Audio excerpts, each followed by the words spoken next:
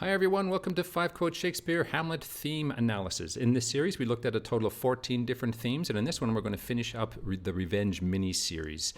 In the Revenge mini-series there were a total of 4 videos. In the first one we looked at the 4 revenge subplots and tried to explain their significance. In the second one we looked at Hamlet's revenge dilemma and tried to explain why he couldn't commit revenge due to conflicting cultural influences. In the third video we looked at the revenge genre itself and we explored some of its plot features and compared it to the film John Wick. And in this video we'll do the thematic features to finish up the miniseries. Yeah, the John Wick part was a lot of fun, that was for sure. What I do in each video is first identify the important aspects of the theme and apply it to the play, and then we dig deeply into the text of each play and pull out several quotes to prove the connection. If you find these videos useful, please like and subscribe, and if you make a donation, you get a complete set of the PDFs I use in this series. See the description for details.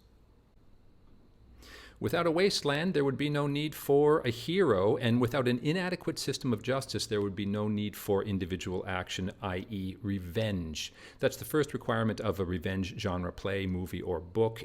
The inadequate system of justice requires individual action. It's a variation of the Wasteland theme. Every hero story, every action plot, or even mildly action-oriented plot has to do with the Wasteland. Go look at my other videos for that, for more details about that. We'll talk about it today a bit. The inciting incident at the beginning of a revenge genre story creates a clear need for justice, but the means are unavailable due to corruption, disorder, inadequate system, or lack of access to that system, DC. Somebody's working outside of that system. So that's the kind of Wasteland. If you go back and watch my previous video on the revenge genre plot elements, I lay out the inciting incident elements in a little bit more detail. So the Wasteland does call forth the hero to personally punish the transgressor and heal the Wasteland, indeed. So in Hamlet, the ghost announces the inciting incident. What is the inciting incident? It's the crime, it's the transgression that happens that kicks off the events of the story. So the transgression of principles, a violation of the codes of morality that require some kind of correction. And again, there is no access to the legal justice system, so the hero has to act on his own. Now here's why Hamlet lacks formal access to a system of justice. Number one, he's not the king. And back in those days, of course, the king was the absolute king. So the position and power of the king, and of course the control of the military. Hamlet lacks powerful allies or the political savvy personally. His character, remember I've said in several videos, he's not a military kind of guy. He's not a political kind of guy. He's an artsy, philosophical, intellectual kind of guy, and he doesn't belong in this world of high politics. He doesn't have the powerful friends or the political savvy. No civil war is possible. He's no Mark Antony by any stretch of the imagination. And back in those days, if someone usurped the throne, civil war was a very viable option. That happened all the time in history. Not a good option necessarily, but it certainly happened, and sometimes with right cause because the usurper was a usurper. So, of course, Hamlet doesn't have access to any of that stuff because of the reasons we just talked about. And, of course, he doesn't have legal evidence that he can bring to a court of justice, but there is no court of justice anyway.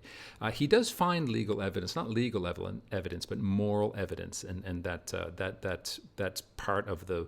That's part of the revenge genre. He has to find this kind of moral evidence in order to commit the murder, which is basically what revenge is.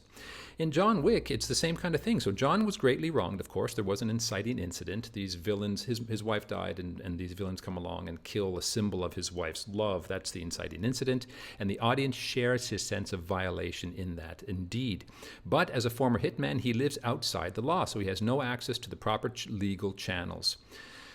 Also, as a savvy underworld insider, he wouldn't go through the proper channels anyway, because he probably understands that the whole system is probably rigged and he wouldn't and corrupt, and he wouldn't use that system anyway. So outside the law, you make your own justice. That's what a revenge genre is all about. That's not the kind of guy that can work efficiently outside the law, is it? That's poor old Hamlet. He ain't no John Wick. Okay, so here's some evidence for what we've just talked about. Justice is required at the beginning. Here's the inciting incident. Here's the announcement of the inciting incident. Thus was I asleep, says the murdered father, the ghost. Thus was I sleeping by a brother's hand of life, crown, and queen at once dispatched. So 4 reasons why Hamlet should get revenge. Justice is required. So what's Hamlet going to do? Go to the law courts? Go to the police? No, he can't, you see. His access to justice is frustrated.